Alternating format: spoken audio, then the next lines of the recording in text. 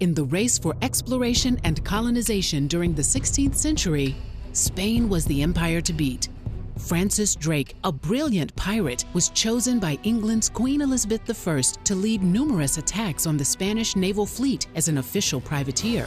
For more than 20 years, Drake successfully raided Spanish ships and harbors, becoming a national hero for England.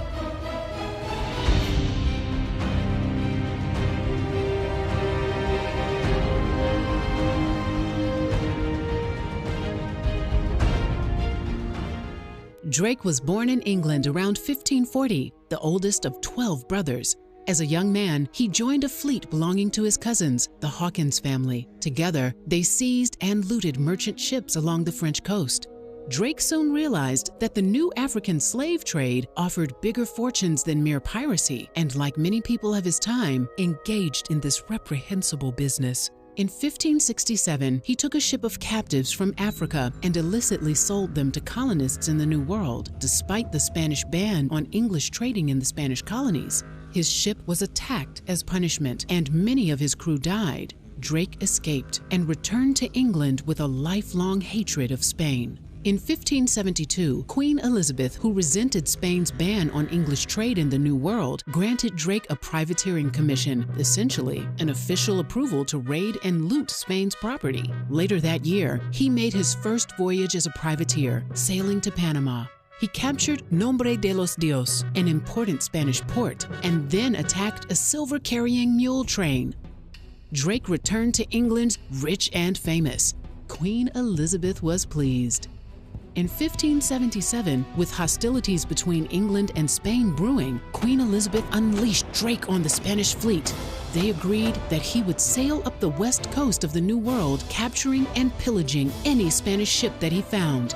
Until this time, only Spanish ships had ever sailed in the Pacific Ocean. Drake did not disappoint. He left England with 5 ships, and even though only his lone flagship, the Golden Hind, succeeded in making the journey, he sacked Spanish ports and hunted Spanish ships, capturing more than $14 million worth of gold, jewels, and silver. He continued up the west coast and eventually landed near modern-day San Francisco, claiming it for England. Drake returned to England via the Pacific Ocean, making him the second person to circumnavigate the globe after Ferdinand Magellan. Queen Elizabeth personally boarded the Golden Hind when Drake arrived in 1581 and rewarded him with a knighthood. When King Philip II of Spain declared war on England in 1585, Queen Elizabeth once again requested Drake's services. Leading the Great Expedition, Drake departed England with 25 ships and 1,800 soldiers in September of that year. Over the next 10 months, Drake laid waste to Spanish ports in Spain, the Cape Verde Islands in the eastern Atlantic, Hispaniola, Colombia, and even Spanish Florida. By 1586, King Philip had had enough of Queen Elizabeth and Drake, whom he called El Drake, or the Dragon. He planned a full-scale naval invasion of England and began to assemble a huge fleet of warships, the Spanish Armada. But Drake boldly sailed a small fleet into the Spanish harbor of Cadiz and destroyed dozens of ships and thousands of tons of supplies meant for the Armada. Drake's raid delayed the attack on England for nearly a year, allowing the British Navy to prepare for and eventually defeat the Spanish Armada. Drake sailed his last voyage in 1595 during another English campaign against the Spanish in America. He succumbed to fever and died on January 28, 1596.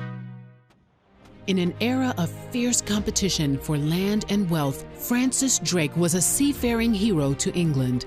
As one of Queen Elizabeth's most effective and formidable weapons, he was responsible for weakening the Spanish Empire around the world. The British Empire would soon fill the void and command and shape the modern world.